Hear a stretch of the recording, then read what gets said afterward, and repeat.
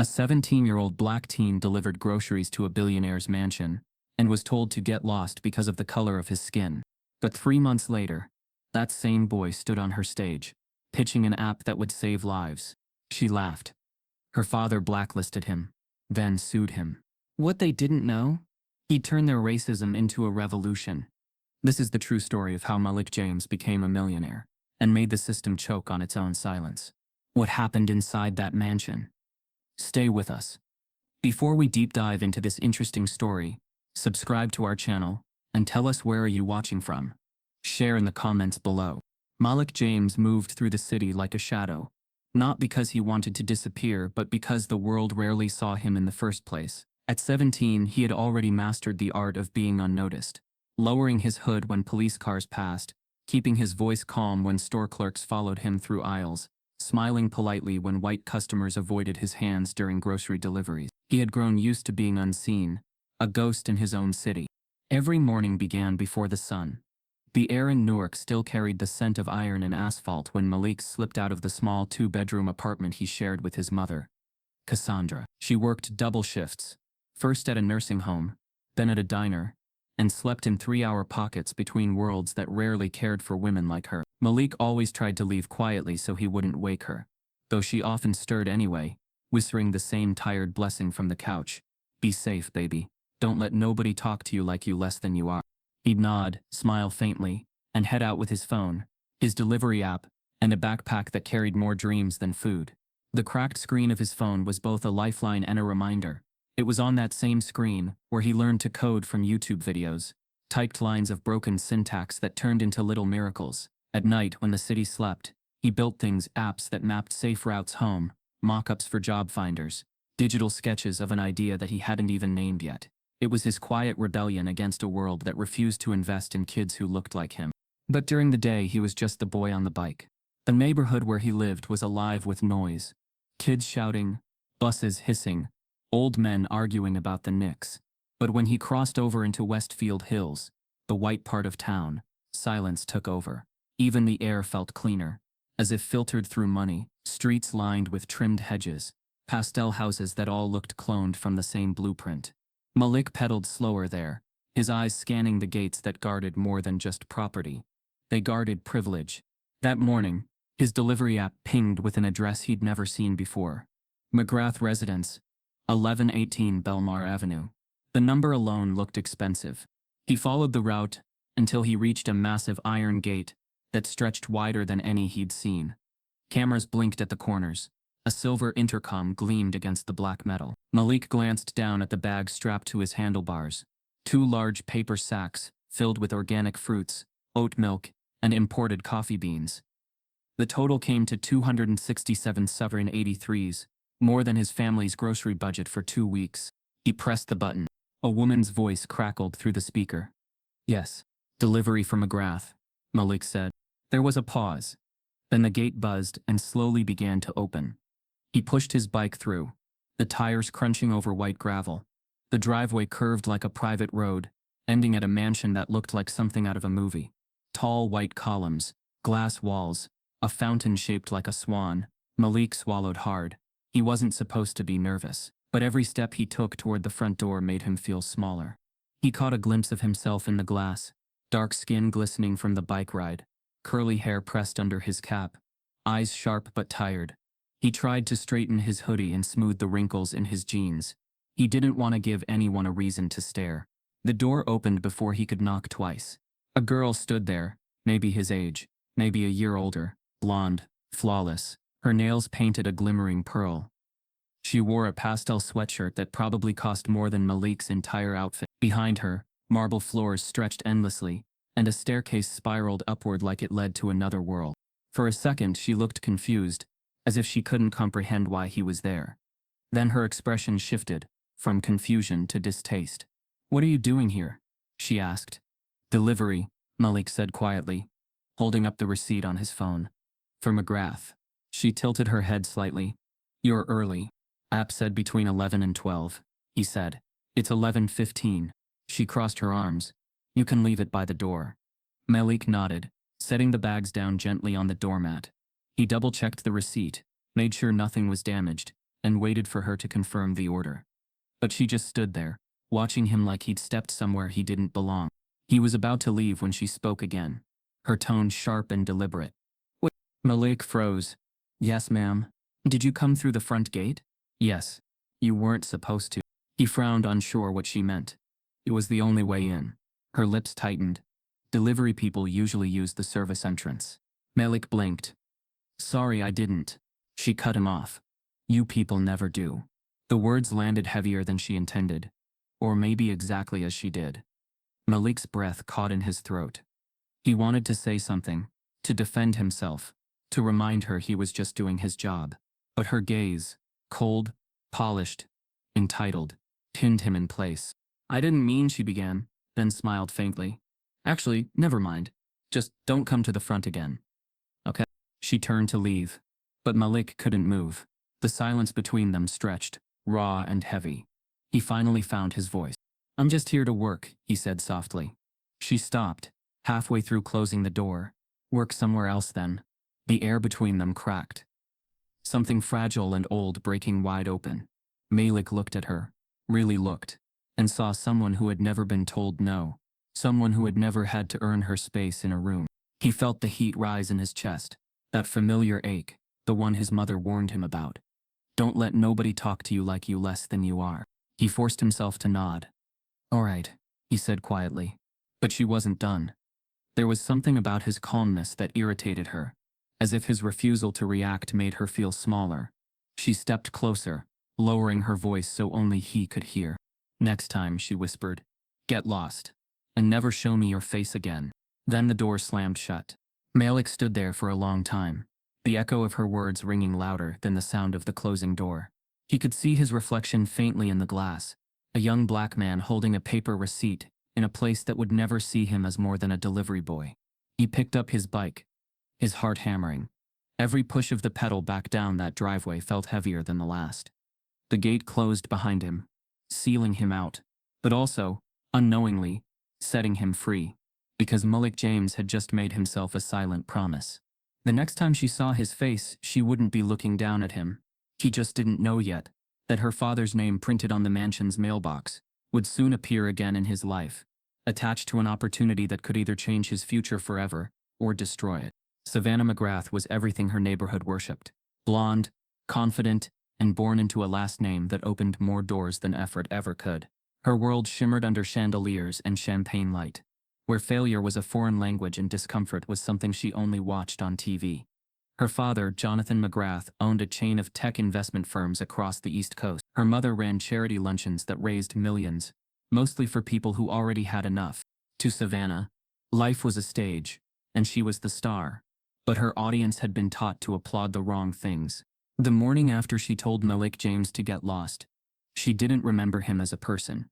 She remembered him as an interruption, a misplaced shadow on her perfect doorstep. She scrolled through her phone at breakfast, idly complaining to her friends over text. "Some delivery kid came to the front door yesterday. It was so awkward. Ugh, they're supposed to go around back. I know. He didn't even look like he belonged here." They sent laughing emojis and inside jokes about the help. None of them realized they weren't being cruel. They were just being honest about the hierarchy they'd inherited. At prep school, Savannah was known as the Diamond Girl, a nickname born from her flawless complexion and the diamond necklace her father had given her on her 16th birthday.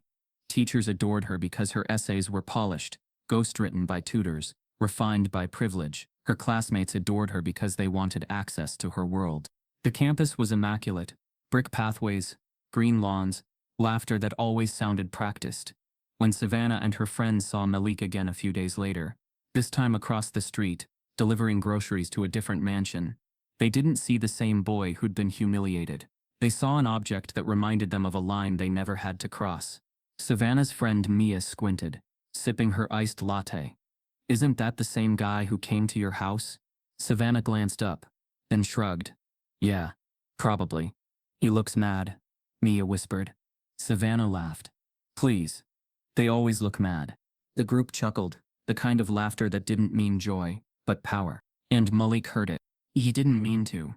He was just loading the last of the grocery bags into a trunk when their laughter floated across the street, like a knife disguised as perfume. He didn't turn around, didn't flinch, didn't give them the satisfaction of knowing he'd heard. But his heart tightened. That voice, her voice, replayed in his head. Get lost, and never show me your face again.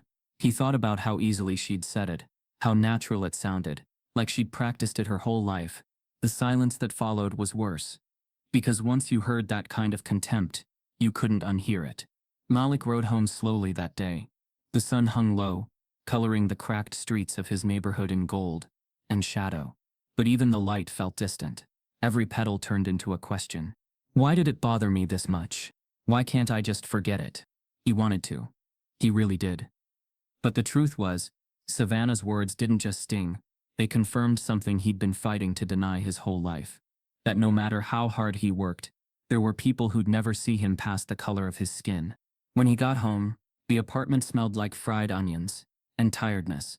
His mother was at the small kitchen table, still in her scrubs from the nursing home, counting bills with her eyes half open. The overhead bulb flickered, and the hum of the refrigerator filled the silence. She looked up. You okay, baby? He hesitated. Yeah, just a long day. Long day means you earned it, she said gently. That's what your daddy used to say. Malik nodded, though the mention of his father always landed heavy. Cassandra noticed. You thinking about him again? He sighed. Sometimes I wish I wasn't. She pushed a plate toward him. Then think about what he wanted you to do different. He sat down, eating slowly. The walls of the apartment were thin, chipped paint, old stains, but they held the memories that gave Malik strength. On the counter, his father's photograph leaned against a cracked mug, a young man in a Navy work uniform, smiling with the same quiet fire that Malik carried in his eyes, wrongfully imprisoned for a crime he didn't commit.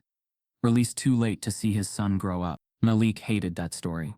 Not because it was tragic, but because it was common. He told his mother about the mansion girl. Not every word, just enough. The way she looked at him, the tone, the cold dismissal. Cassandra listened without interrupting. Then she folded her hands, her voice calm but sharp. They've already decided who you are, she said. Now you decide who you'll become. Malik looked up, confused. What if who I am isn't enough for them? Then stop living for them. She leaned closer, eyes full of that unbreakable kind of love that only comes from surviving pain. You want to be something, Malik? Don't just survive it, redefine it. He didn't answer. But something shifted. That night, he couldn't sleep. He sat at his small desk by the window, the city lights blinking through the blinds like restless stars.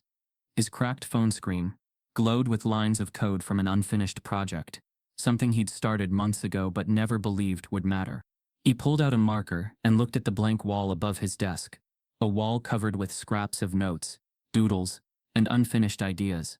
Then he wrote 3 words in bold, uneven strokes. They'll remember my face. He stared at it for a long time. It wasn't anger driving him anymore. It was purpose, quiet, stubborn, dangerous purpose. Days passed, and the memory of that mansion moment began to harden into fuel. Every delivery became a study in patience. Every insult became data, a pattern he could one day break. He worked harder, coded longer, slept less, but the world still had a cruel sense of timing. One late afternoon, as Malik scrolled through community job listings on his phone, a pop-up ad caught his eye. It showed a smiling man in a navy suit, standing in front of a sleek glass building. The caption read, "The McGrath Foundation presents the Future Innovators Challenge." Malik froze. He clicked the link. A video began to play. Glossy visuals, upbeat music, teenagers in crisp uniforms shaking hands with investors. Then the same man from the picture appeared on screen. I'm Jonathan McGrath, CEO of McGrath Technologies. We believe innovation should have no boundaries. That's why we're investing $100,000 in young minds who dare to change the world. Malik's jaw tightened. He couldn't believe it. Her father, the girl who told him to disappear. Her family was about to host a competition designed to empower youth like him. He scrolled down. The rules were simple. Applicants aged 15 to 19 could submit a tech-based idea or prototype. The winner would receive funding, mentorship, and national exposure. It felt like a trap wrapped in opportunity. Malik leaned back, staring at the ceiling. Part of him wanted to delete the ad and move on, but another part, the same one that had written on his wall, refused. Because suddenly, a thought hit him like a spark, catching dry grass. What if I don't just enter? What if I win? He laughed softly under his breath. The sound was bitter at first. Then it wasn't. In his mind, Savannah's words were played again.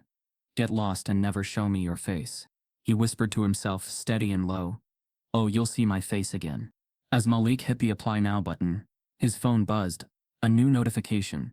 Application portal powered by McGrath Technologies. Submissions reviewed by the McGrath family panel. His smile faded. They weren't just the hosts. They would be the judges. The glow from Malik's cracked laptop screen lit up the dark corners of his small bedroom. Outside, the hum of Newark traffic faded into the night. But inside that room, something fierce was alive. The steady clicking of keys, the low hum of purpose. Malik sat hunched forward, eyes red from sleepless nights, lines of code reflecting in his glasses. For 3 straight weeks he had been building SafePath, a simple app with a powerful idea. It would connect teens like him to verified, safe job listings in their area, removing the risks of scams or dangerous employers. He had seen too many friends get tricked by quick cash ads that led to trouble, underpaid labor, harassment, or worse. SafePath would change that. He'd started with nothing, no funding, no fancy software, just his determination and a hand-me-down laptop that wheezed like an old man every time it booted up. But Malik had something those prep school kids didn't. He understood the problem. He'd lived it. He spent nights watching tutorials on user interface design, studying coding forums, sketching logo ideas on paper. His room turned into a war zone of sticky notes and charger cords. The walls still bore his vow.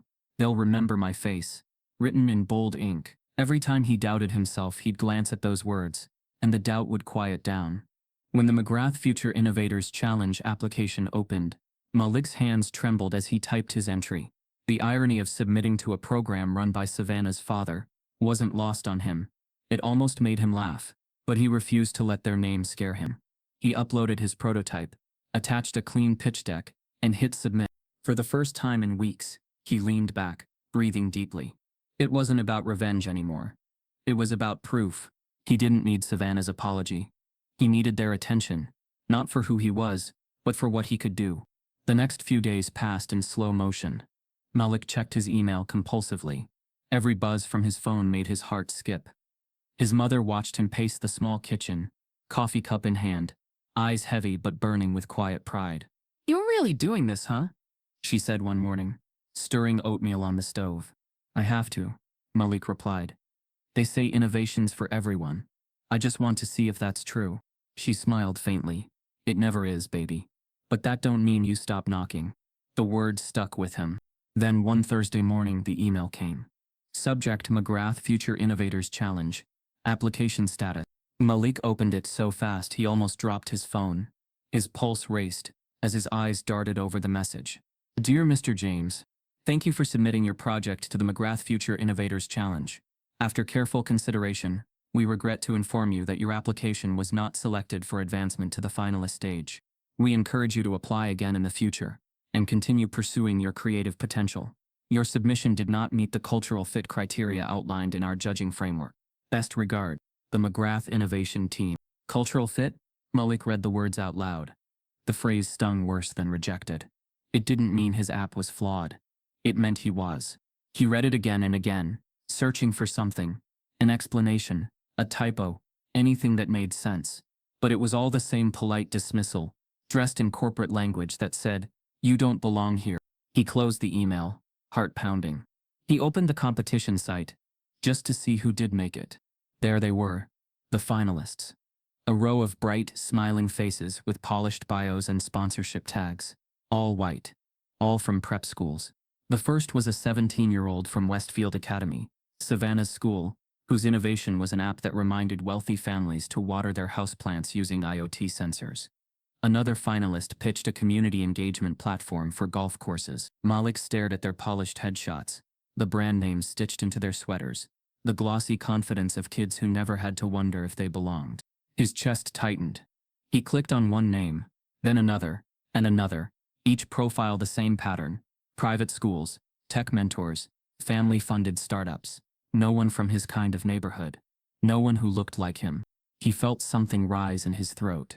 Anger. Sharp and unfamiliar. Not the kind that made you yell, but the kind that made you see. "They never planned to let me in." He stood up abruptly, pacing his room. His laptop buzzed. The rejection email still glowing on screen. Cultural fit. The phrase repeated in his mind, like static. It wasn't even subtle. They didn't need to say black. They didn't have to. He remembered the day outside Savannah's mansion. The way she'd looked at him like he'd trespassed into her world. Now her father's company had done the same thing, with a smile and a signature. He slammed his laptop shut, chest heaving. For a moment he wanted to destroy it, to delete every line of code, every sleepless hour he'd poured into SafePath. It all felt worthless now, like shouting into a void that would never echo back. But then his mother's voice echoed in his memory. They've already decided who you are. Now you decide who you'll become. He sank onto the bed, covering his face with his hands. This was supposed to be his moment, his proof that hard work could outshine privilege. But instead it was just another locked door, another reminder that even brilliance could be ignored when it came wrapped in brown skin. That night, the city outside was quiet. The radiator hissed softly. Malik sat at his desk staring at his black screen. He opened his coding file one last time, finger hovering over the delete key. Then his phone buzzed. He ignored it at first. Another delivery notification. Maybe a spam text. But it buzzed again, longer this time. He picked it up. New email. Subject: you deserved better. There was no sender name, just a random string of letters. He hesitated before opening it. Inside was a single sentence. They didn't even read your file. Malik's breath caught. He reread it. The email was short, anonymous, but real. Someone inside the McGrath organization had reached out. His pulse quickened as he scrolled. But there was nothing else. No signature. No clue who sent it. Just that one heavy truth. He clicked reply, typing fast. Who is this? What do you mean they didn't read it? No response. He refreshed. Nothing. Malik leaned back, staring at the message. He opened the application portal again and noticed something he hadn't before. His submission status was marked as viewed, but the timestamp showed less than 2 minutes after he'd uploaded it. 2 minutes. There was no way anyone could have read his 20-page proposal and reviewed his demo video in 2 minutes. They'd dismissed him before they even looked. He felt his hands tremble, not with sadness this time, but something hotter, something that felt dangerously close to awakening. He stood up, walking toward his wall, toward the vow he'd written weeks ago. They'll remember my face. For the first time, he spoke it out loud. They will. The room felt different now, smaller but electric. Malik grabbed his phone again and reread the anonymous message. Whoever sent it, they had seen the injustice from the inside, which meant someone there wasn't blind. He sat down slowly, ideas sparking in his mind. If the McGraths had shut him out, maybe he could show the world what they'd done. But before that thought could solidify, another email came through, this time from the McGrath Foundation's PR account. Congratulations to our finalists. Please join us for a live broadcast event, celebrating innovation and diversity among today's youth. Diversity, Malik whispered bitterly. Right. He closed the message, but not before his eyes caught something that made his stomach drop. A list of sponsors. One of them was the same grocery delivery company Malik worked for. So they weren't just rejecting him from their competition, they were profiting off his labor while pretending to uplift teens like him. It was almost poetic in its cruelty. He opened his laptop again, not to delete, but to plan. For every locked door, he'd build a new one. For every rejection, he'd write code they couldn't ignore. Outside, thunder rumbled softly, a storm rolling in over Newark. Malik barely noticed. His eyes burned with focus as he began rewriting his pitch presentation, this time not for them, but for himself. He didn't know how, but he knew this wasn't over. The anonymous message had changed everything. Because if someone inside McGrath Technologies was willing to risk sending him that warning, maybe they weren't all the same. Maybe there was still a way to expose what they'd done. He clicked save on his project file and whispered, "Thank you, whoever you are." Then his phone buzzed again, another anonymous message. "If you want proof, meet me tomorrow. I'll show you what they did." Malik stared at the words, the storm outside flashing lightning against his window. His heart pounded. He didn't know who the sender was, or what they wanted, only that the meeting location was inside the one place he swore he'd never step foot in again. The McGrath mansion. Malik didn't sleep that night. He sat in front of his laptop, the dim glow of the screen washing over his face, while the message replayed in his mind. "If you want proof, meet me tomorrow. I'll show you what they did. Beneath the message, a location was pinned. Not a public cafe or library, but the very address he never wanted to see again. The McGrath mansion. The audacity of it made his skin crawl. Part of him wanted to ignore it, block the number, pretend none of this had ever happened. But another part, the one that remembered the look on Savannah's face, the line, "You're not our kind," hidden behind polite rejection emails, couldn't walk away. Not now. Not when someone from inside was cracking the door open. He arrived the next afternoon, dressed in his cleanest hoodie and worn jeans, backpack slung tight against his shoulders. His heart pounded as the gates parted for the second time in his life. But this time, he wasn't here to deliver groceries. He was here for the truth. The door didn't swing open like before. Instead, it was a side entrance that creaked open. A figure stood there, half shadowed by the frame. She wore a McGrath Corp badge clipped to her collar. Mid-20s, light-skinned, natural curls tucked into a low bun. She glanced around nervously before waving him in. "You're Malik?" she asked. He nodded slowly. "Who are you? I shouldn't even be talking to you," she said quickly, pulling him inside. "But you deserve to know." They moved fast through back hallways, past catering carts, dusty service stairs, and rooms that hadn't seen daylight in years. She led him to a small, cluttered office near the basement, clearly unused by the McGrath family. It smelled of old printer ink and dry air. "I'm Nia," she finally said, sitting at a desk stacked with files. "I'm a summer intern at McGrath Tech." "But that's not the whole truth." Malik folded his arms. "Go on." "My mom's white. My dad's black," she said, avoiding his eyes. "The only reason I'm in this building is because I pass. They don't know, and if they ever find out." She trailed off. "That's why I used a burner email." Malik blinked. "You sent the message?" She nodded. "I was assigned to help manage the first round submissions. They gave us this internal scoring tool. It uses keywords and profile data to auto-rank applicants." He stared. "What kind of data?"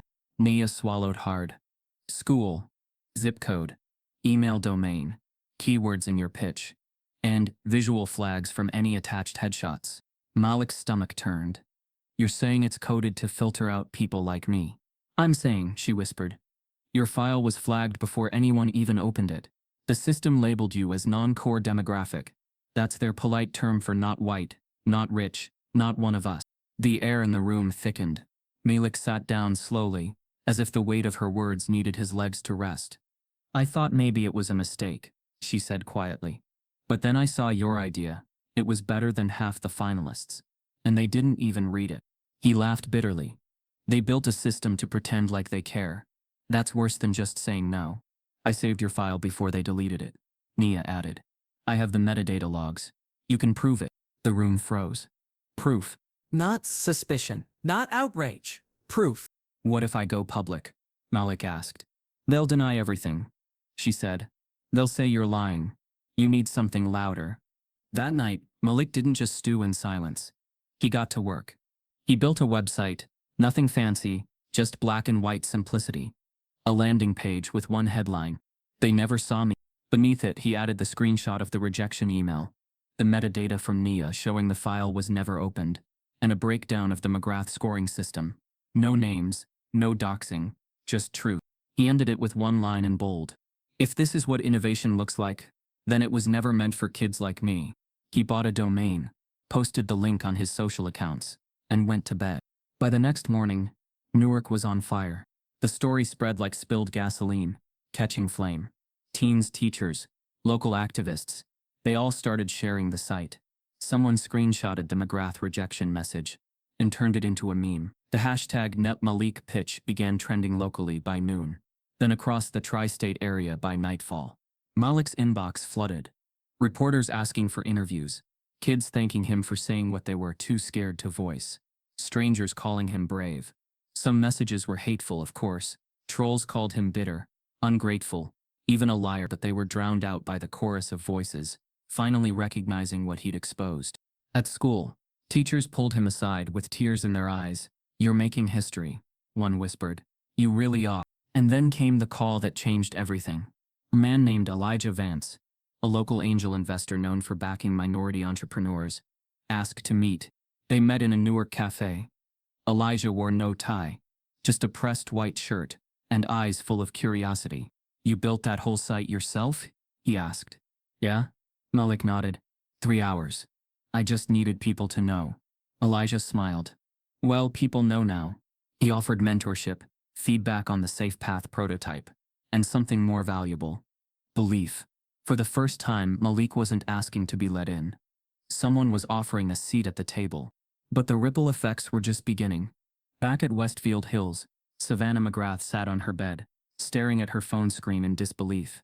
Her father's company had become the center of an online firestorm, and the face of that firestorm was him, Malik James, the boy she told to get lost. She slammed her phone down. He's making us look bad, she snapped to Mia on a FaceTime call. You did tell him to never show his face again, Mia muttered, uncomfortable. Savannah rolled her eyes. He's overreacting. Everyone gets rejected. Yeah, Mia said slowly. But not like that. Savannah paced her room. Dad's gonna be furious, and he was. Jonathan McGrath held an emergency board meeting. PR teams were scrambling, lawyers drafting statements. But the internet moved faster than spin. Malik's story was too clean, too undeniable. The next morning, Malik received a formal email from the McGrath Foundation. Subject: private pitch invitation, McGrath Innovation Showcase. Malik read it 3 times before it sank in. They were inviting him to pitch after all. One line stood out. We believe in hearing all voices, and we want to offer you a platform to share your idea with a select group of private investors. It sounded like a peace offering. A second chance. Until he read the location. Venue, McGrath Residence. 100. Again. The mansion. Again. The place where he was told to leave. Told to vanish. Told his face didn't belong. And now they wanted to put him on a stage there. For a second, Malik considered declining. He didn't owe them anything. But then he remembered every door that had been slammed, every smile that hit a knife. He looked up at the words on his wall. They'll remember my face. He didn't want revenge. He wanted proof of what resilience looked like. He hit reply. I'll be there. What Malik didn't know was that behind the polished invite and carefully crafted apology, Savannah had a plan of her own, and she wasn't done trying to humiliate him. The day of the pitch arrived with skies the color of glass, cloudless, quiet, too perfect to trust. Malik stood outside the small co-working space, where he had spent the last 2 days refining his presentation. His mentor, Elijah Vance, adjusted the collar of Malik's shirt with a focus that bordered on paternal pride. You nervous? Elijah asked. Malik gave a half shrug. Nervous isn't the right word. It's more like aware. Elijah nodded. Aware of what? That I'm walking back into the same house where they told me I didn't belong. Elijah paused, then said, yeah, but now you walk in on your own terms. The ride to the mansion was silent. The kind of silence Malik needed. He rehearsed his opening lines in his head, gripping the flash drive in his palm like it held something sacred. Because it did. Safe Path wasn't just an app anymore. It was a weapon, a response, a declaration. When they arrived, Malik took a deep breath. The gates opened again, but this time he wasn't delivering groceries. This time he wasn't waiting to be let in. The McGrath estate was transformed. White tents arched across the manicured lawn. Golden chairs fanned out in perfect rows facing a polished oak stage set up in the backyard. The same backyard where Malik had once stood at the bottom of the marble steps, hands full of paper bags, while Savannah McGrath told him to disappear. Now that same space had a microphone waiting for him. Inside the crowd, small talk buzzed like static. Designer suits, summer dresses, champagne flutes. Business cards were exchanged, like currency. Some of the city's most powerful investors mingled under the shade of towering trees, unaware they were standing on a stage of quiet history. When Malik stepped out from the side tent with Elijah at his side, conversations shifted. Heads turned. Whispers started. That's him? Didn't he cause that drama on Twitter? He looks young, too young for this. Savannah spotted him immediately. She stood near the stage in a powder blue cocktail dress, phone in hand, eyes narrowing as if she'd just seen a ghost walk through her living room. She whispered something to her friend, who giggled. Malik didn't need to hear the words. He recognized the expression. Dismissal. Amusement. But not surprise. She knew he'd show. Savannah didn't flinch when he walked past her. She just tilted her head and offered a tight smile. Wow. You really brought the whole internet with you, she said, just loud enough for him to hear. He paused. Nice to see you too, he replied calmly, without slowing down. Elijah nodded toward the stage. Let's get you mic'd up. Minutes later, Malik stood at the edge of the platform, fingers cold, heart pounding beneath his ribs, like war drums. He looked out at the crowd. Rows of faces, mostly white, mostly older, mostly waiting for him to fail. The event coordinator introduced him in clipped tones. Our next presenter is a local finalist, Malik James, founder of SafePath, a tech solution aimed at improving job safety for underserved teens. No applause. A few polite nods. The weight of the silence pressed against his chest. Malik stepped forward and adjusted the mic. It squeaked, high-pitched and sharp. He exhaled slowly, searching for his first line. For a split second, his voice caught. Then he saw Savannah sitting front row now, phone raised slightly, recording. Smirking. It lit something inside him. My name is Malik James, he began, voice steady. And 3 months ago, I was here, in this exact backyard. Not as a guest, not as a speaker, but as a delivery boy, carrying groceries to a front door that wasn't meant for me. Gasps rippled through the audience. I was told, not asked, to leave. And I did, quietly. But that moment taught me something. Not about who I was, about who they were. He took a step forward. They didn't reject my project. They rejected me. My zip code, my hoodie, my last name. But I'm still here, and so is my idea. He clicked the remote in his hand, and a screen behind him came to life, displaying a clean interface. SafePath. Malik walked the crowd through the problem, the stats, the design, how teens from high-risk communities were being exploited by unsafe job listings, how his app filtered and verified every post through local partners and AI. He showed the beta testing results, real user stories, including a local teen who avoided a fake warehouse job because of the app's red flag system. Every sentence hit harder than the last. The smirk on Savannah's face faded. Investors sat straighter. Elijah, from the back of the crowd, smiled. SafePath isn't just about jobs, Malik said, finishing. It's about dignity. It's about reminding people that where you come from should never disqualify you from being safe or being seen. He stepped back, silent. Then, a slow clap. A few investors began applauding, cautiously. Then a few more. Some stayed seated. Others whispered among themselves. A couple quietly exited. But it didn't matter. He'd said what needed to be said. On their stage. In their language. Then, just as Malik was about to walk off stage, a voice barked out behind him. That's enough. The clapping stopped. Malik turned. Jonathan McGrath himself was walking up the side steps. Hair slicked back, jaw tight, tailored suit like armor. He didn't look at the crowd, only at Malik. I think we've indulged this long enough, McGrath said coldly. This isn't the place for personal crusades. The crowd tensed. Elijah stepped forward, but Malik raised a hand. He faced McGrath directly. You invited me here to pitch, Malik said. I didn't, McGrath snapped. My PR team did. I read your website. I saw the things you said about my company. And frankly, you crossed a line. Which line, Malik asked, calm but unflinching. The one that says we don't get to tell the truth? A few audience members shifted in their seats. McGrath's face darkened. I said, leave. Now. Malik's jaw tightened. He looked out at the crowd one more time. Some looked uncomfortable. Others looked ashamed. And then Savannah stood up. Her voice sliced through the tension.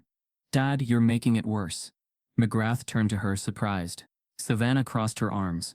If you kick him off this stage, everyone here will know exactly why. Malik blinked. For the first time, she wasn't mocking him. She was defending him. And just as quickly, he realized it wasn't out of remorse. It was damage control. She wasn't protecting him. She was protecting them. McGrath scowled but said nothing. Malik leaned toward the mic, voice low. I don't need your stage, he said. I was the stage. You just didn't know it. Then he unplugged the mic and walked off. The audience remained frozen. But as Malik stepped behind the tent, his phone buzzed. A direct message from an unknown number. They're about to bury your project. They've already started. You have 48 hours before everything disappears. The applause from the McGrath mansion faded quickly. Not because Malik had left, but because the room's attention was never meant to stay on someone like him. By the time he walked through the garden gate, the weight of his decision clung to him like smoke. The pitch was over. The truth had been spoken. But the game was just beginning. and it was rigged from roots to rooftop.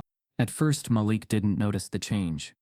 The day after his pitch, he woke up to a handful of new followers, encouraging messages from local students, and even a voicemail from a small nonprofit wanting to learn more about Safe Path. It felt like progress. Quiet, hard-won progress. Then came the silence. Emails that had once lit up his inbox every hour now slowed to a drip. The investor from Austin who had promised to connect him with tech incubators suddenly stopped replying. A VC in Brooklyn who called him inspiring at the event now sent a brief email. We're going in a different direction. At first, Malik blamed the usual reasons: busy schedules, hesitancy around youth-led startups, the slow gears of professional spaces. But by the third day, when even the nonprofit canceled their follow-up meeting, without explanation, a cold suspicion took root. He checked his LinkedIn messages. No new notifications. He refreshed his email. Still nothing. By the end of the week, the silence was too loud to ignore. He called Elijah. They've gone dark, Malik said, pacing his room. Everyone. Even people who promised funding. Elijah sighed heavily on the other end. I was afraid of this. Malik stopped pacing. Afraid of what? Elites in this space don't like disruption, especially when it comes in a voice they've trained themselves not to hear. You didn't just pitch an app, Malik. You called out a legacy. There was a pause. Elijah added, in McGrath's reach, it's deeper than just tech. He picks up the phone. People listen. Malik's stomach dropped. You mean he's blackballing me? Elijah didn't answer directly. He didn't have to. That night, Malik sat at his desk, the glow from his laptop feeling colder than usual. He typed Malik James Safe Path into a search bar. At first, the same blog posts appeared, stories celebrating his stand, his innovation. But below them, a new post was rising in views. Safe Path founder exploits race narrative for fame. He clicked. It was a hit piece. The tone was smug, anonymous, and surgical. It questioned Malik's intentions, hinted that he'd exaggerated the rejection, even accused him of exploiting white guilt for funding. The post made no effort to be fair. It was meant to discredit, not debate. He slammed his laptop shut. The next morning, Savannah added fuel to the fire. She posted a photo from the event. Malik on stage, mid-sentence, lips slightly parted, hands raised in motion. The caption, our entertainment for the night. The comments flooded in. LMAO, they let him pitch? Guess anyone can pretend to be a CEO now. Next time, just stick to delivering groceries. The post went viral in their circles. Savannah didn't delete it. And the damage seeped deeper. Malik walked into his school library later that week, only to hear his name whispered like gossip. Two students who'd once asked for his coding help now kept their distance. A teacher who once praised his potential avoided eye contact. The backlash moved like fog. Slow, thick, suffocating. He returned home that afternoon with his hoodie up, shoulders hunched. His mother was sitting at the kitchen table, her hands shaking slightly as she counted receipts. She looked up, saw his face, and asked, what happened? He didn't answer at first, just sat across from her, pulled out his laptop, and opened the blog post. She read it silently. When she reached the end, she shut the screen, folded her hands, and stared ahead. They want to crush you, she whispered. Just like they crushed your father. The words landed like a stone in water. Malik had spent years trying not to think about his father's case. The trial that never had a real trial. The charges that didn't stick but stuck anyway. The job applications that never got calls back. The way he'd shrunk in silence before prison swallowed him whole. They don't just erase you, Malik, she said. They make you erase yourself. Her voice cracked. Don't let them. Malik swallowed hard. I don't know if I can fight something I can't see. His mom reached across the table, placed her hand over his. You already did. And that's why they're scared. But fear, once planted, grows fast. The next day, Malik received an automated email from the job delivery app he'd worked for. Your account has been temporarily suspended, pending review of recent activity. No explanation. No appeal. He was being erased, one click at a time. That night, as he sat alone, the silence hit differently. It wasn't quiet from rest. It was the kind that came after being shut out of a room and watching the lights go out behind you. He opened his laptop, stared at the Safe Path interface. Was this the end? Then his phone buzzed. A direct message. Anonymous account. No profile picture. No name. The message read, they can cancel you, or you can build without them. Your move. Malik stared at the screen, heart racing. As he read the message again, another notification popped up, a file attachment labeled systemleak.mp4 with a note, "Watch this before it disappears too." The file, labeled systemleak.mp4, sat like a dare in Malik's inbox, waiting to be opened. He stared at it for a long moment, before clicking play. The video was grainy, recorded from a security camera feed. Inside a sleek glass conference room at McGrath Technologies, a group of men and women, all in suits, all white, sat around a table, as someone pulled up a slide titled Appetite Filters, First Round Elimination. Malik leaned closer, breath caught. The speaker gestured casually at the screen. "These scoring metrics keep us from wasting time with submissions that don't meet cultural expectations." A woman with a forced laugh added, "And by that we mean no social justice pity cases."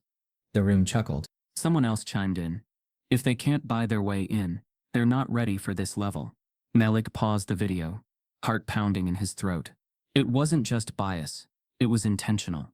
Calculated exclusion hidden behind polished branding. And someone, whoever had sent the file, had put themselves at risk to get it to him. But what was he supposed to do with it now? He'd already been blacklisted. Posting it would only get him smeared again. Worse, it could backfire and disappear before it ever made impact. He needed a new strategy, not protest, but production. Not to beg them to let him in, but to show he'd never needed their gate in the first place. So Malik went quiet. Publicly, it looked like he'd faded. But underground, he was just beginning. He wiped his old accounts, set up new encrypted profiles, and reached out to a private network of coders Elijah had once mentioned, young black and brown developers, who had also been shut out, overlooked or burned by gatekeepers. People who knew what it meant to work in shadows and still build light. One by one, they responded.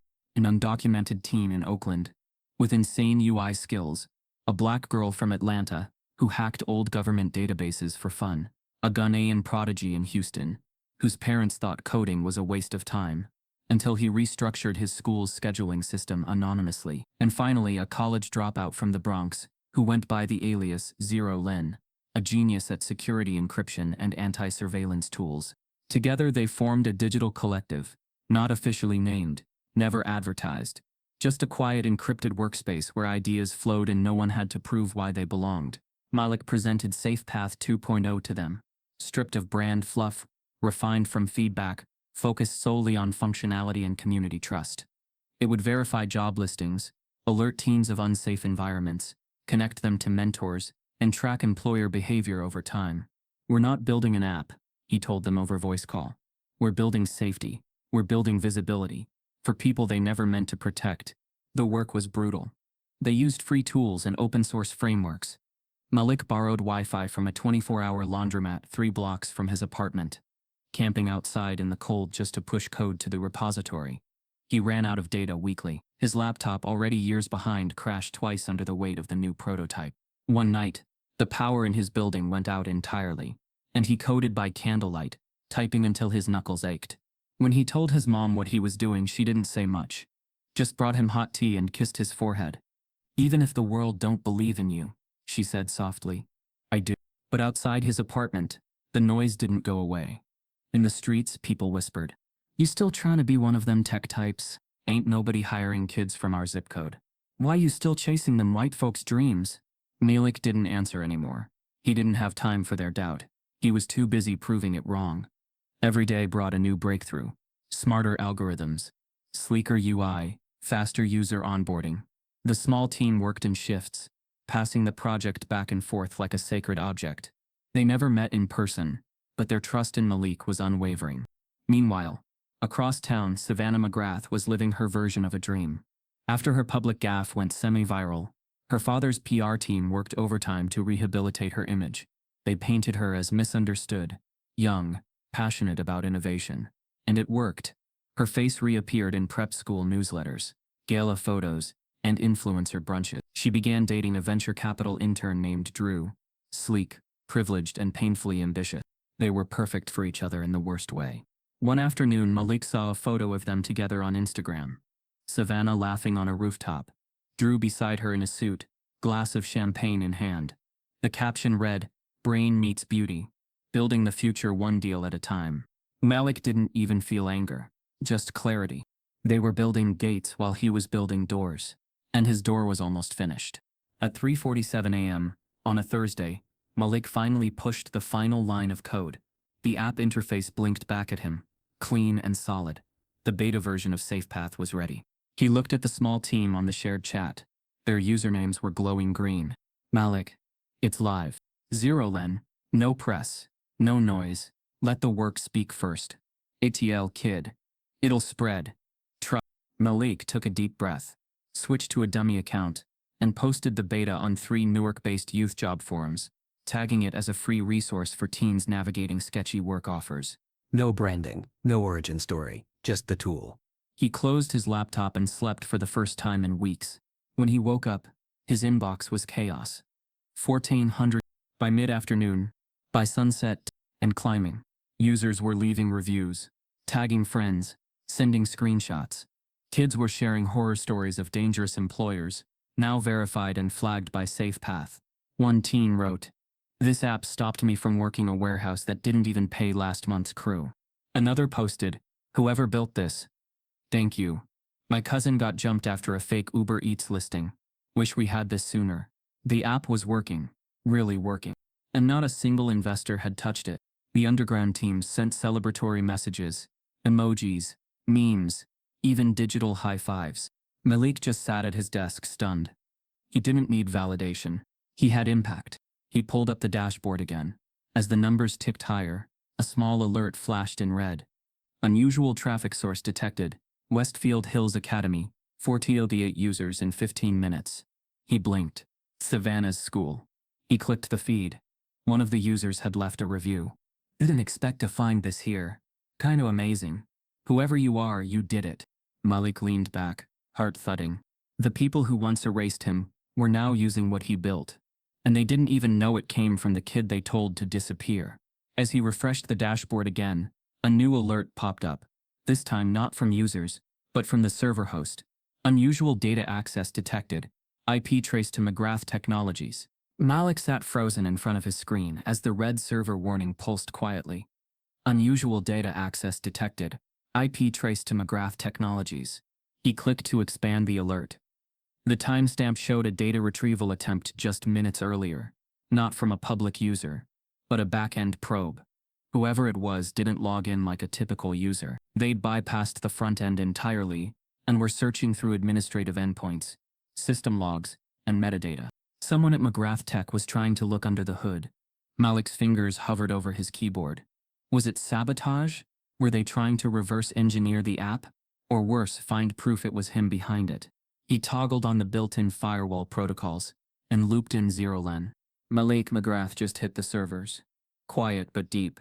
0 Len. I see it. They're tracing API calls. Malik. Lock them out. No traces. 0 Len. Already done. Then Malik did something that felt like jumping out of an airplane. He added a single line of text to the About page of SafePath. His name. Just a whisper. Created by Malik James, Newark MJ. No branding. No dramatic reveal. Just ownership.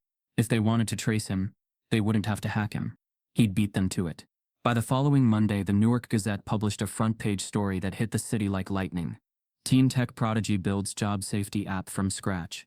Ignored by elites. Now a voice for thousands. It was written by an education reporter who'd heard about SafePath from a student she tutored on weekends. Within hours, the article was reposted by local bloggers, Newark youth activists, and independent educators across New Jersey.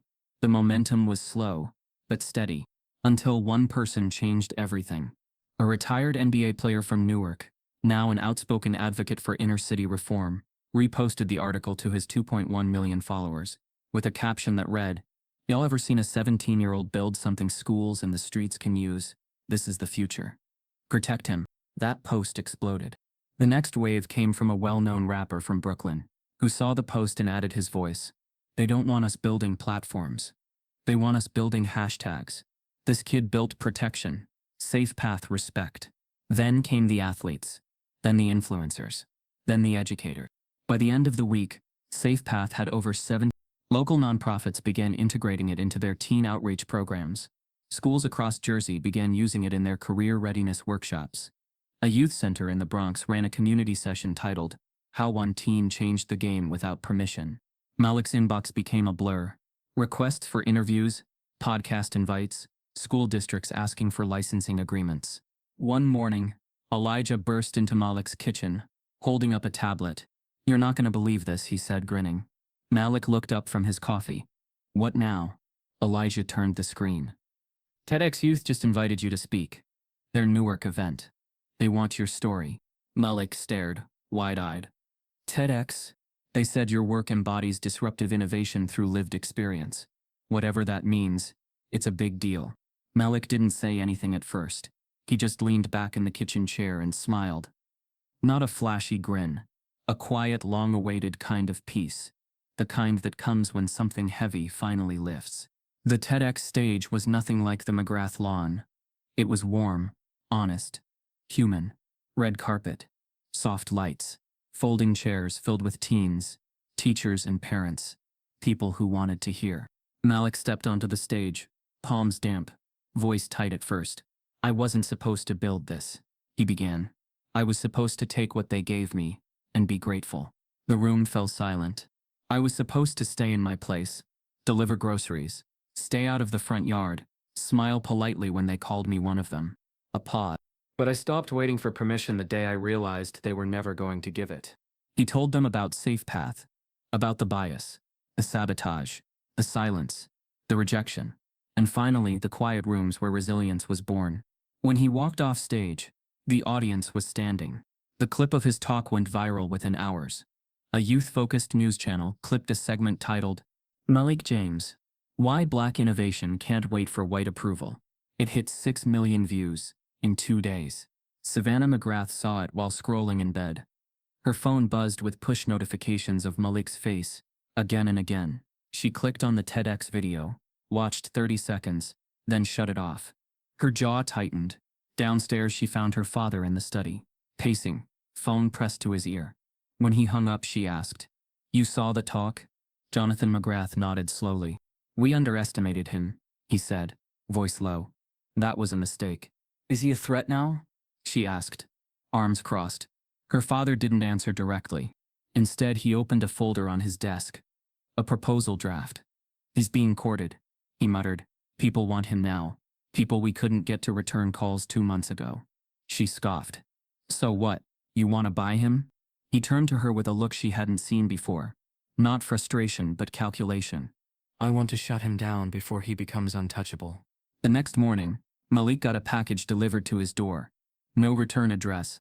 Inside was a sealed envelope, thick cardstock, and a single card with the logo of Verity Tech, one of the largest rival firms to McGrath Technologies. He opened it slowly. "Malik James, we've been following your journey closely. Your innovation with SafePath aligns with our mission to build for the next generation of changemakers. We are prepared to offer you $1.2 million to join Verity Tech as a lead product developer, with full access to our resources and platforms.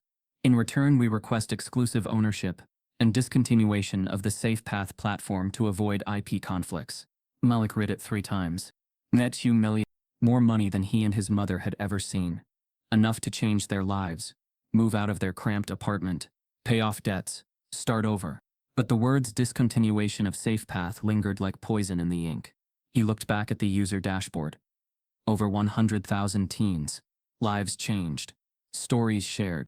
He picked up the letter again, felt its weight, not just in paper but in compromise.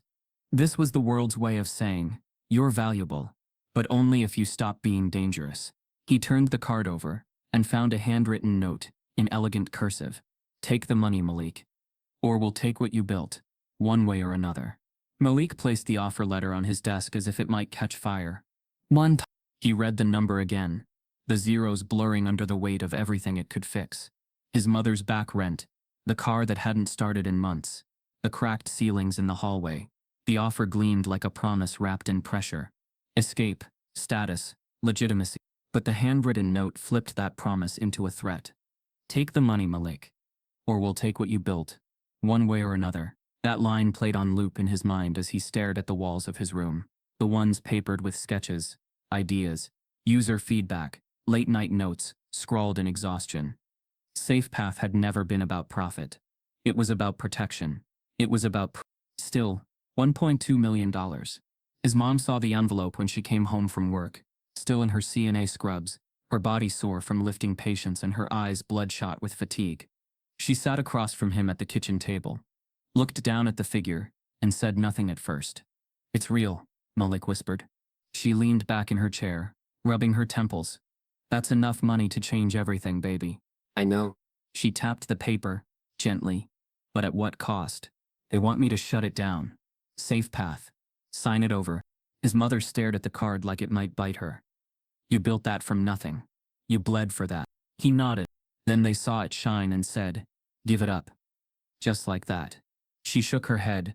"This world, it always wants our brilliance without our voice." Malik didn't speak. He just stared at the envelope, like it might answer for him. She stood up slowly, kissed his forehead, and said the one thing she knew would hurt more than advice. "I want you safe. But I want you seen more." That night, Malik called an emergency meeting with the Safe Path dev crew, a Zoom room lit with tired faces and anxious silence. "Got an offer," he said. "From Verity Tech. 7 figures." "Wait, they want to buy us?" ATL Kid asked. "Buy me," Malik corrected. "They want the app gone. They want me working for them. Exclusive rights. No more Safe Path." The chat exploded. "That's theft in a tuxedo. Bro, you'd be rich. They'll erase your name and slap theirs on it. Do you know what we could do with one paw?" And there it was. The split. Some begged him to take it, to secure his family's future, to fund new projects without begging for scraps. Others said what he feared most, that if he took the money, he'd become the thing he swore to fight. Zero Len typed a single line. "They killed your fire and offered to sell you the ashes." Malik stared at the blinking cursor, the quiet tension between love and fear, between ambition and betrayal. When the call ended, he didn't sleep. Instead, he grabbed his jacket and left the apartment. He walked past shuttered bodegas and sirens in the distance, past the corner store with the mural of Malcolm and Maya, past the cracked pavement that once tore up his bike tires. The city was tired, like him, but still alive. He ended up at the East Side Juvenile Center, a place he hadn't visited since the early days of SafePath, when he taught a coding workshop to a group of boys no one believed in. The security guard recognized him and waved him in. The staff whispered, "Is that the kid from the app?" He found one of the teens from his last visit sitting in the rec room, legs stretched out, head down. Malik sat beside him quietly. "Yo," the boy said after a beat, not looking up. "You came back?" "Had to." They sat in silence until the boy finally turned. "You made SafePath, right?" Malik nodded. "My big brother. He was trapping out the back of a vape shop. I told him about your app, and it showed a bunch of red flags, bad reviews. Cops hit it up before. He never went back." The kid shrugged. "Now he's working security. Clean." Malik blinked. "He's off the streets?" The boy nodded. "Because of you." That moment, more than the offer, more than the praise, felt like a rival. Malik stood, heart heavy but clear. That app had already saved someone. The money couldn't unmake that. And so, 2 days later, Malik walked into the Verity Tech office, head held high, flash drive in pocket, not to negotiate but to say no. The building was polished steel and glass, the kind of place where silence echoed and everyone wore clean shoes. A receptionist offered him water and fake smiles. A meeting room door opened, and there, seated at the end of the long table, dressed in gray silk and still smirking like she owned the room, Savannah McGrath. Malik froze. She twirled a pen between her fingers and said, "Took you long enough." He glanced at the man beside her, Drew, the VC intern she had been dating, now suited like he belonged to Wall Street. "What is this?" Malik asked, voice low. Savannah stood slowly. "Let's just say I helped broker this little opportunity." "Why?" She smiled. "Because when someone becomes the face of something this loud, this disruptive, you don't silence them. You buy them. Then you dull their edges until they disappear. I'm not for sale." Her smile widened. "Then you'd better be ready for war." She slid a folder across the table, thicker than the original offer. $2 million. Final number. "But it expires today. Walk out without signing? We release a new platform next month. Safe zone. Patent already filed. Legal team's ready." Malik stared at the folder, then at her posture, her precision. the way she stared at him like he was a pawn in a game she had studied since birth. "You really think you can erase me again?" he asked. Savannah leaned in, voice low and smooth. "No.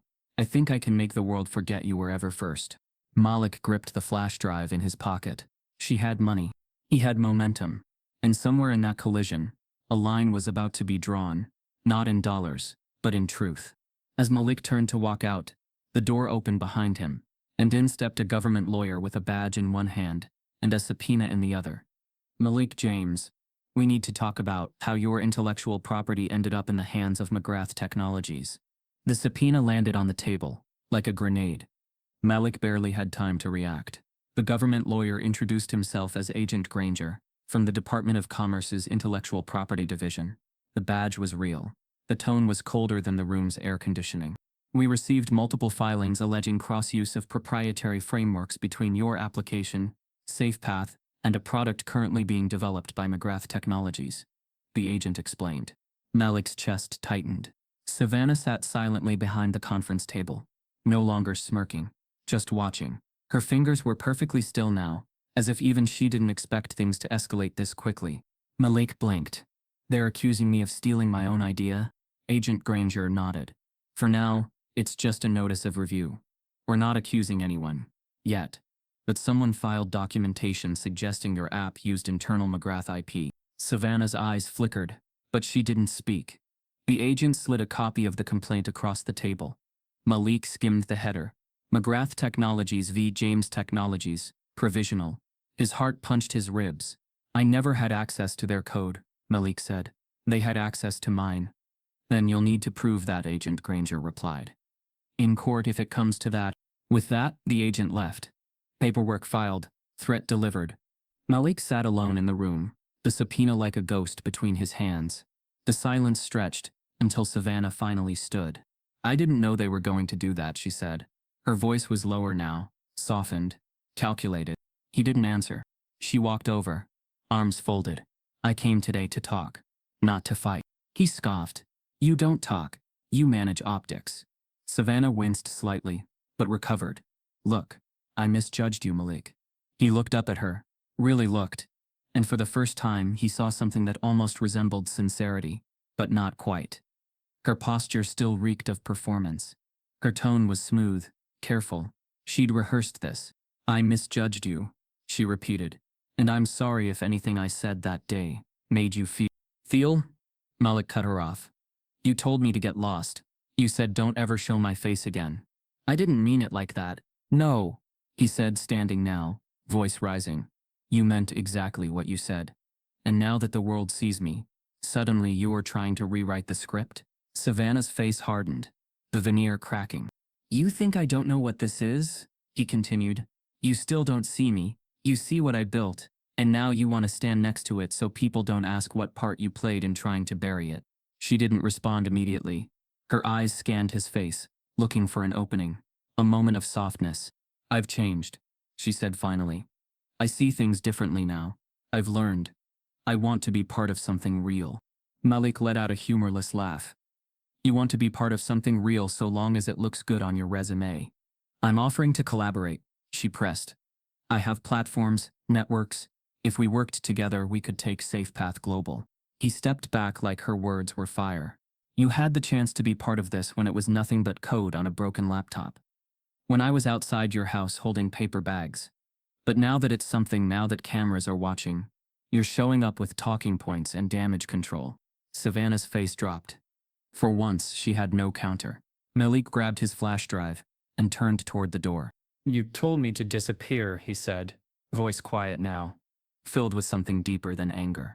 "But now you're the one who's invisible." And he walked out, not turning back. By the time Malik returned home, news of the lawsuit had already leaked. McGrath Corp files claim against teen innovator over tech ownership dispute. The headlines painted it as a complex disagreement, but the subtext was clear. Goliath was suing David. Public reaction was divided. Some called it a smear tactic, a billion-dollar corporation bullying a teenager whose only crime was outbuilding them. Others, planted perhaps by corporate PR firms, asked why Malik hadn't registered his IP sooner, implying he was just a kid playing in grown-up territory. Malik's legal inbox exploded. So did his DMs. Elijah called that night. You good? I'm tired, Malik said honestly. You're not alone, Elijah reminded him. I've got 2 IP attorneys ready to meet first thing tomorrow. No charge. But Malik knew this wasn't just about the courtroom. It was about narrative. They wanted to make him look sloppy, opportunistic, someone who stumbled into greatness but didn't know how to keep it. The strategy was familiar. It had a long, ugly history.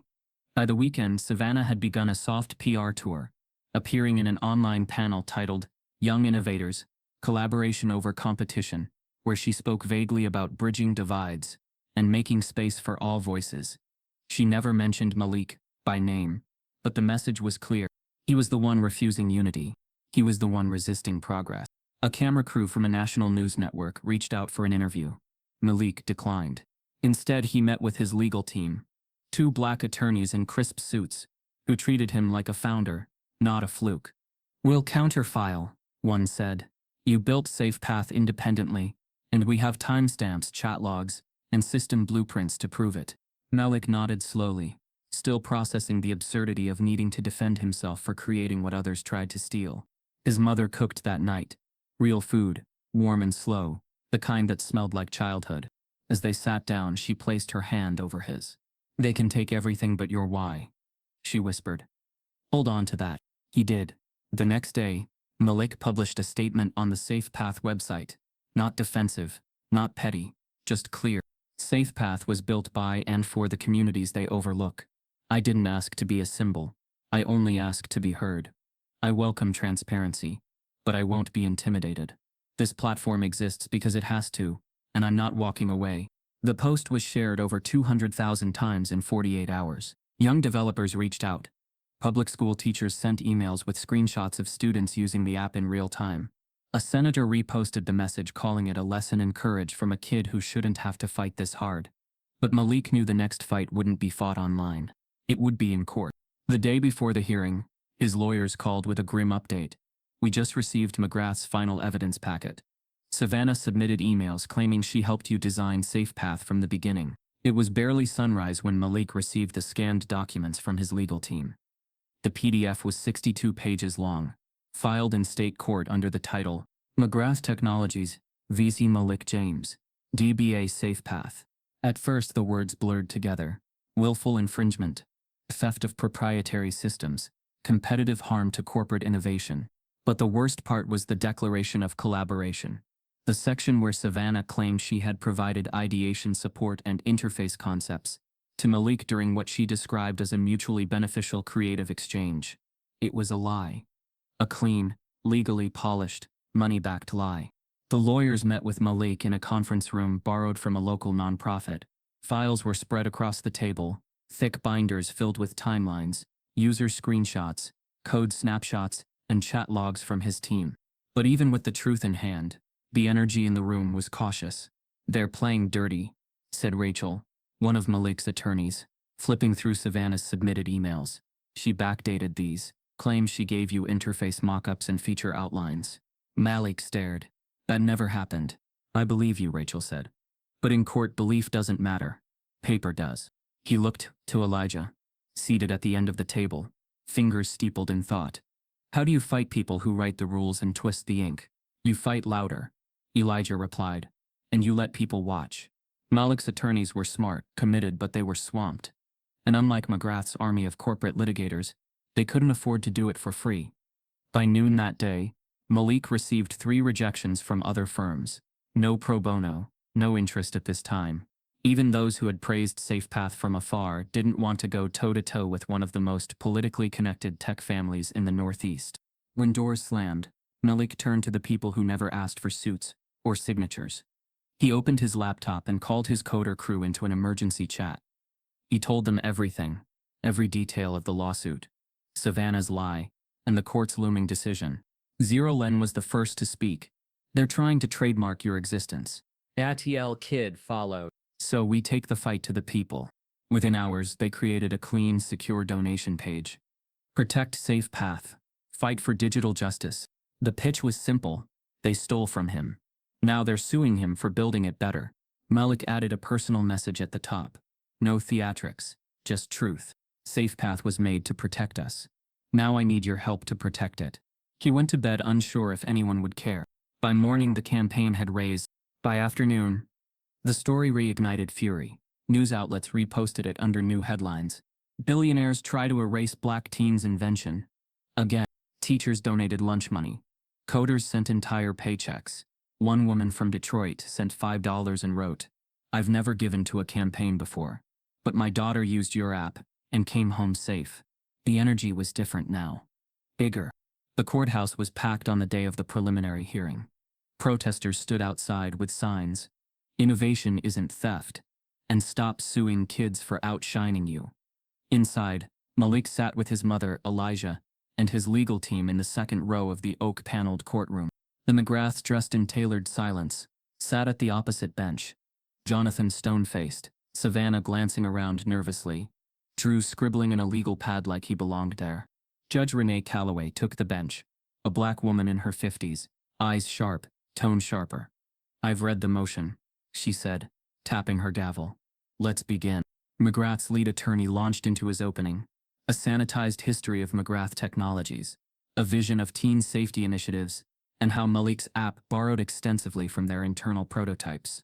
He pointed to Savannah's emails, called them evidence of an early exchange of ideas, emphasized Malik's lack of formal contracts, funding, and legal infrastructure. They painted him as naive, opportunistic, someone who stumbled into a good idea, and now couldn't control what he'd created. When it was time for Malik's team, Rachel stood and delivered a precise rebuttal. "We have timestamps, logs, user growth tracking. None of their tech ever went public, and Savannah McGrath's emails conveniently appeared after our client refused a multi-million-dollar buyout." She pulled up screenshots, coding records, a digital map of how SafePath evolved, line by line, day by day, IP address by IP address. The judge listened, expression unreadable. Then she asked Malik to take the stand. He stood slowly, buttoned his thrifted blazer, and approached the microphone. Rachel asked no questions at first. Just let him speak. "I didn't build SafePath to get rich," Malik said, voice steady. "I built it because I lost friends to jobs that weren't what they promised, because no one was watching over us." He paused, looked at the crowd, then at the judge. "I didn't steal anything. I made what I needed, and if that's illegal, then I guess I'm guilty of surviving out loud." The courtroom was silent. Even McGrath's lawyers didn't interrupt. But it wasn't over. Savannah's attorney rose. "Mr. James," she began, "can you confirm that you once worked as a delivery boy near the McGrath residence?" Malik nodded. "Yes." "And did you enter the McGrath home on more than one occasion?" "I delivered groceries. Once."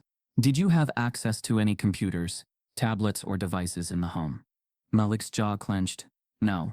"Isn't it true," she continued, "that your app's safety alert features resemble those found in McGrath's internal documentation, specifically the red flag algorithm noted in their January 20? "I never saw their brief," Malik said, eyes narrowing. "But it's possible," she pressed, "that during your visit, you may have overheard or seen." "No," he cut in.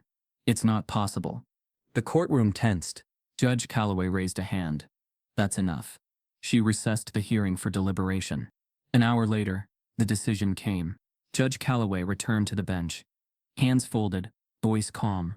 "This case raises complex issues, and though I am not yet ruling on ownership, I am granting the plaintiff's motion for preliminary relief." Malik blinked. "The app must be temporarily suspended until the case is resolved." Gasps filled the room. Malik's mother covered her mouth. Rachel whispered something Malik couldn't hear over the sudden ringing in his ears. SafePath was going dark. Not deleted, not erased, but silenced, until further notice. McGrath's team exchanged tight smiles. Savannah looked straight ahead, unreadable. Malik sat down slowly, his legs numb. His app, his work, his movement, paused. As the courtroom emptied, Malik's phone buzzed with a new notification, a leak. A folder titled McGrath Internal Nov 21.zep had just been sent from a burner account, with a message that read, "You're not the thief. They are. Here's your proof." The moment SafePath went dark, the ripple was immediate and brutal. Malik hadn't even made it back to his apartment before the notifications began flooding his phone. Tweets, DMs, emails, posts, teenagers, parents, teachers, community organizers, all asking the same question: shouted in 100 different ways. Where's the app? Why won't it open? I had an interview today. I needed that red flag check. What's happening? The home screen of SafePath had been replaced with a temporary notice, drafted by Malik's legal team under court order. SafePath is temporarily unavailable as part of an ongoing legal dispute. We apologize for the inconvenience and hope to return shortly. But no legalese could soften the impact. Within 24 hours, local media picked it up again. Court order suspends life-saving app for youth workers. And then the other headlines followed. Teens left vulnerable after corporate lawsuit targets black teen innovator.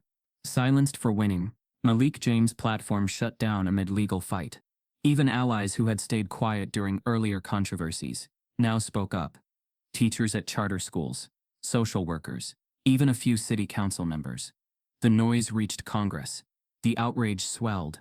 But for the kids who relied on the app, hashtags couldn't protect them. 3 days after the shutdown, a 17-year-old girl in Trenton responded to a Craigslist ad offering fast cash moving inventory. She arrived alone. There was no company, no job, just 2 men in a warehouse. She escaped, barely. Malik read the story from his kitchen table, fists clenched around a mug of cold coffee. His mother sat across from him, her hands folded tight. The air in the apartment felt thinner now, like every inch was filled with the weight of what had been taken. I built this to stop things like that, Malik whispered. And now, his voice cracked. Now I'm making it worse. His mother stood, walked over, and knelt beside him. You didn't fail, she said, her voice sharp but full of warmth. You're just not done. Malik looked up, eyes glassy. They shut down the app, Ma. SafePath is gone. She tapped his chest gently. But you're still here. That night, Malik returned to his laptop. Not to build. He couldn't. Not without violating the court order. But to document. He began collecting every story submitted since the shutdown. Every tweet, every message. He created a timeline. Not of his innovation, but of its absence. Proof that without SafePath, real harm followed. The pressure in his chest didn't ease, but it sharpened. He didn't need sympathy. He needed leverage. That's when the email came. A burner address. No subject. Just one line. Meet me where it started. I have what you need. Nia. He read it twice before realizing who it was. Nia, the biracial intern from McGrath Technologies. The one who first warned him, months ago, that his application was never read. The one who disappeared after the leak. He remembered her exact words back then. They didn't even open your file. Now, apparently she was back.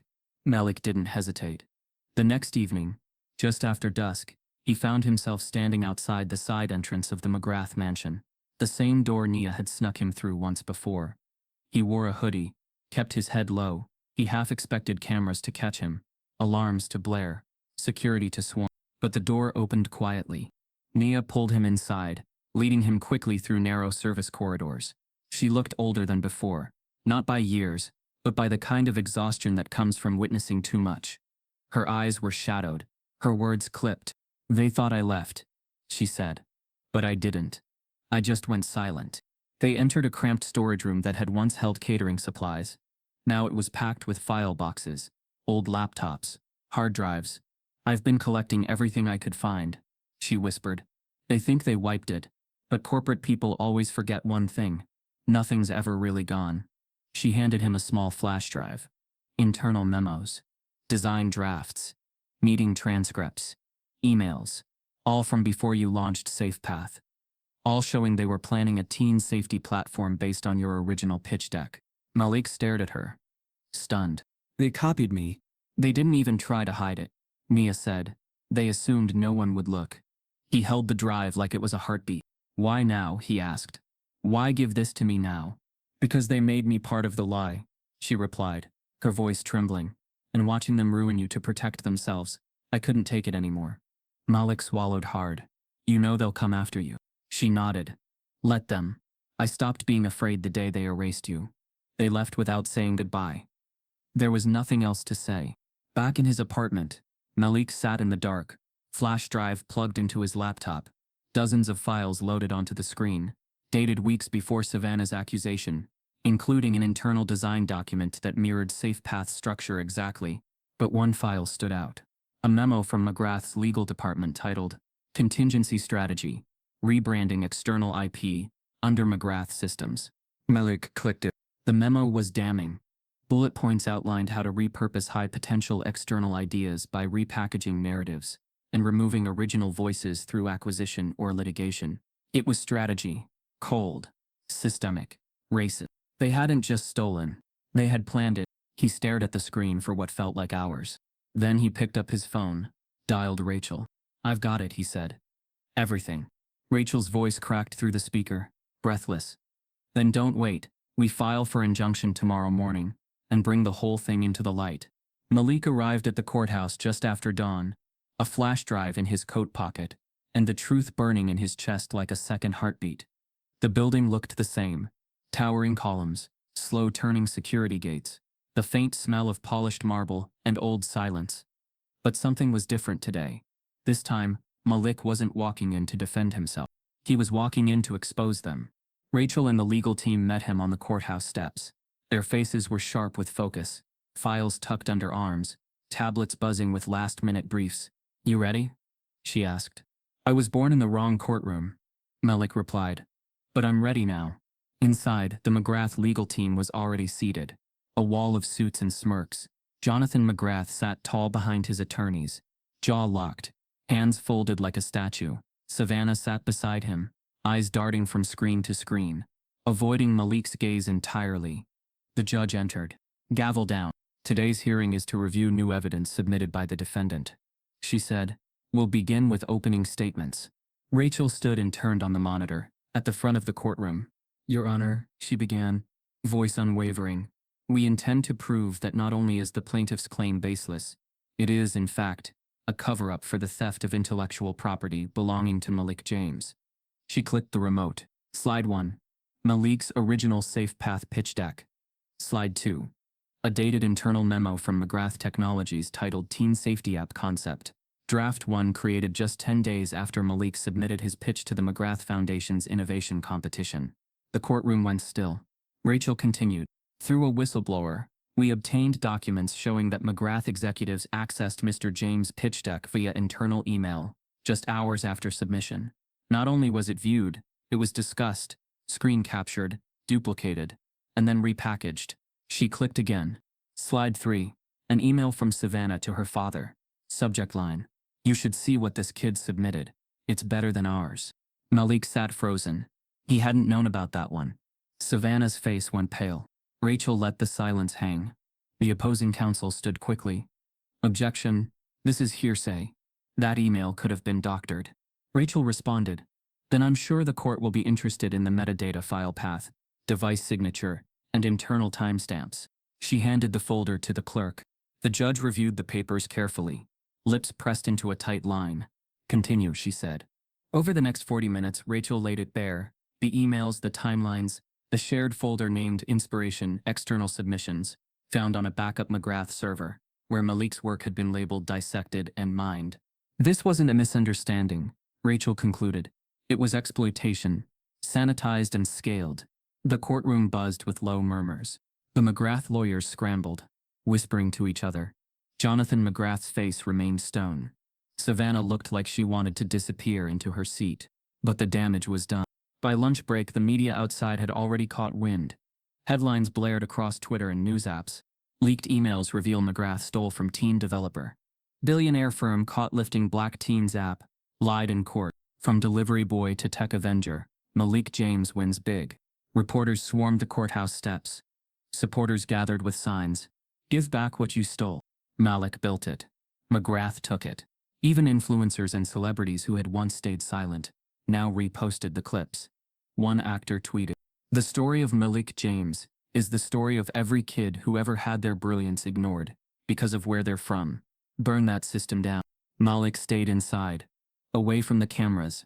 He didn't want revenge shots. He wanted resolution. By the afternoon session, the courtroom was packed, standing room only. Rachel presented the final document, a retraction draft from McGrath Corp's internal PR team, never released but prepared in case the emails leaked. The title read, "Acknowledging Oversight. An open letter to Malik James, draft only. Do not publish." The judge tapped her pen against the bench. "I've heard enough," she said. This court finds that there is sufficient evidence to dismiss McGrath Technologies' claims in their entirety. She turned directly to Malik. Furthermore, the defendant is hereby granted an immediate injunction, lifting the suspension of the SafePath platform. Effective immediately, the app may resume full operations. Malik closed his eyes. The air shifted. He didn't cry, but his breath caught. Savannah didn't even look at him. The courtroom erupted, not in cheers, but in a kind of spiritual exhale, like justice had just taken its first, shaky breath. The news moved fast. The victory made headlines coast to coast, not just in tech blogs or youth publications, but everywhere. National television, radio interviews, late-night monologues. Commentators called it a blueprint for how Gen Z can fight corporate theft. Within 48 hours, SafePath was back online. Teens returned in droves. Over 200,000 active users within the first weekend. Schools reinstated their programs. Youth centers threw SafePath reboot events. Community leaders hailed Malik as a new kind of CEO. Donations rolled in, this time unsolicited. Private investors, scholarships, tech funds. But Malik didn't sign anything right away. He didn't want money to speak louder than meaning. Then the call came. TED. Not TEDx, TED. They wanted Malik James as the keynote speaker for their global conference in San Francisco. Not for a panel. Not for a youth talk. Keynote.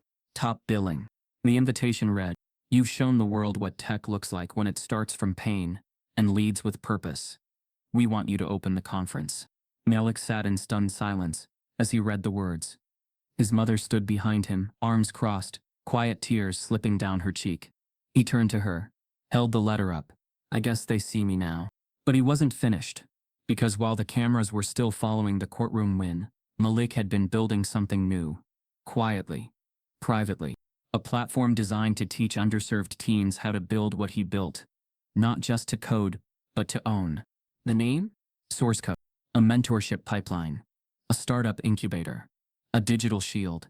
Something that would make sure the next Malik didn't have to fight this hard, just to be seen.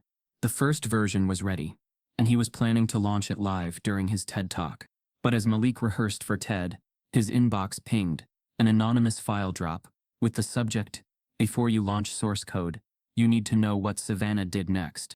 Malik sat in the bank's sleek conference room. The offer letter laid flat before him. The number was big.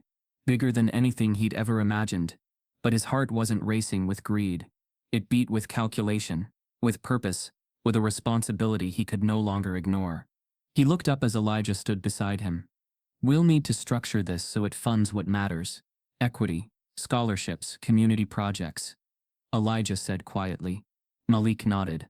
He wouldn't let money change why he was here. Within weeks, Malik committed a substantial portion of his funds into SafePath Foundation, a nonprofit arm dedicated to supporting tech education in underserved communities. The foundation's first mission: create coding boot camps specifically for Black and brown teens in Newark, Detroit, and Atlanta, places where opportunity was rarely delivered, always fought for. He hired local educators, curriculum designers, and alumni from his coder network.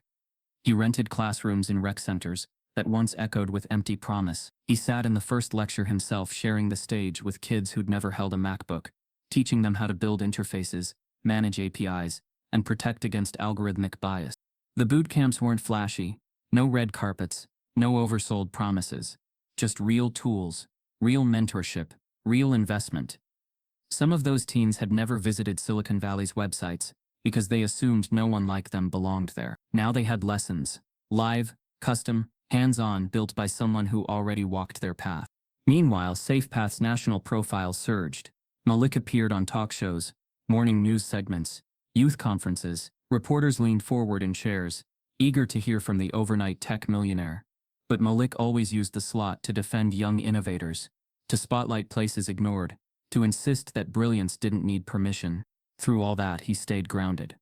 When interviewers asked for his address, he declined. He still lived in the same Newark neighborhood. He still poured coffee for his mother. He still biked routes through the city, to feel its rhythm.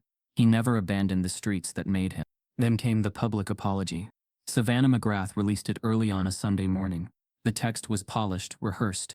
"I want to acknowledge how my actions contributed to a system that tries to erase voices like Malik's. I was wrong to dismiss him. I want to collaborate, not for recognition, but for real justice. SafePath deserves credit, not appropriation. She tagged Malik, omitting his name in many drafts. But the message was unmistakable. The internet devoured it. Some praised her boldness. Others dismissed it as brand repair. Comments poured in. Too little, too late. Show must go on. Doesn't erase the past. Malik read it. Hands folded. He recognized the words for what they were. An attempt to regain control of a narrative she nearly lost. But he didn't release a statement. He didn't engage. He let silence speak. He watched as the apology faded into the backdrop of his work. One crisp morning, Malik walked into the real estate office with his mother. She was still in her work scrubs, years of night shifts etched into her eyes. He handed the realtor the final check. The deal closed minutes later. He watched his mother's face, shock, relief, tears, pride, all mixing as she touched the keys. "You did this for us," she whispered. Malik shook his head. "We did this." That week, his calendar listed a speaking engagement at his old high school. He hadn't returned since graduation. It felt strange, like re-entering someone else's memory. He stood in the hallway before walking in, reading the wall, and there in bold letters, she had done it. "Get lost and never show me your face." The same quote, a kind of taunt fixed in plaster. He looked down at his reflection in the window, next to the wall. He was taller now, broader. His face had matured. His eyes had seen more. Then the classroom door opened. A teacher invited him in, introduced him to students who looked up at him, bright and hesitant. He stepped into the room and began speaking. But the image behind him, the words she once spat at him, hung heavy. He inhaled, voice steady. "They once told me I didn't belong. Today I'm showing you that the only face that matters is the one that fights to be seen." As the students applauded, a sharp knock came at the door. Malik turned. Standing in the doorway was Savannah, camera crew behind her, and in her hands a microphone with the McGrath logo. She said, "Can I say something?" When Malik first walked into that old high school classroom, the one with Savannah's quote still on the wall, he felt something settle in his bones. The words they'd etched in plaster, "Get lost and never show me your face," now bore witness to a transformation. He was no longer the boy they tried to erase. He was the face they couldn't unsee. In the years that followed, SafePath became part of the curriculum in high schools across states. Computer science classes studied its architecture. Ethics classes used its story as a case study in technological justice. Social studies textbooks included a chapter called Coding Dignity, the Malik James movement. His journey starting as a delivery boy turned innovator, turned judicial victor, was taught beside civil rights icons. Teachers assigned essays titled How Bias Fails When Innovation Speaks Truth. SafePath itself expanded beyond U.S. borders. It launched in Canada, then parts of Europe, then parts of Africa, and Latin America. The adaptation teams in each region localized languages, adjusted safety protocols, and built in community partnerships. Teenagers in Johannesburg, Rio de Janeiro, and Toronto began getting red flag alerts for sketchy work listings, just like the ones Malik's community had faced. Every morning, Malik checked growth dashboards, active users, flagged jobs, saved lives. The numbers still startled him. They were no longer small, quiet ripples. They were waves. The world was leaning in, scanning those maps, watching voices once ignored become global. Malik never chased celebrity. But in doing what was necessary, steady, uncompromising, he found it anyway. National television interviews gave way to international profiles. Platforms once closed shut for him, now clamored for his voice. But he stayed grounded. He kept the same apartment in Newark for office space. He biked the same routes to community centers. He ate dinners with his mother on worn kitchen chairs. Despite the wealth, despite the recognition, he held fast to the parts that kept him real. One afternoon, he walked past the McGrath mansion. The gate was open. The once bristling iron barricades sagged. For sale signs stood in trimmed lawns that had long since stopped being manicured. The mansion's windows stared back like empty eyes. A legacy lost. A fortress fallen. He paused. Shoulders straight. Eyes steady. The wind whispered through cracked hedges. He whispered under his breath. This was never about revenge. It was about being seen. Across the street, Savannah's public relations firm had vacated. The McGrath name remained in headlines only as history, and a cautionary tale. Her quotes were footnotes in Malik's ascension, no longer a threat. Still, he stopped just a moment on the sidewalk. He thought of the scared teen who walked past the gate once. He thought of the nights coding in dim light. He thought of the flash drives, the lawsuits, the broken silences that became thunder. All of it had built him. All of it had sharpened him. He lifted his chin and strode onward. The mansion shrank behind him, a relic. The world moved ahead. In every classroom, in every app download, in every young coder's heartbeat, the face they couldn't unsee was his. They tried to erase him. They tried to bury him under denial, lawsuits, and doubt. Racism stood in every corridor, every closed door, every coded exclusion. But through code and courage, he transformed erasure into visibility. He became not just a survivor of prejudice. He became proof that injustice loses when truth is built in public. The system tried to silence him. Instead, it amplified him. They told Malik to disappear, but he chose to build something no one could ignore. How many brilliant voices get silenced before they're even heard? What would you have done if the world refused to see your worth? Comment your truth. Share this if you believe. Silence should never win. And subscribe for stories that expose what others try to hide.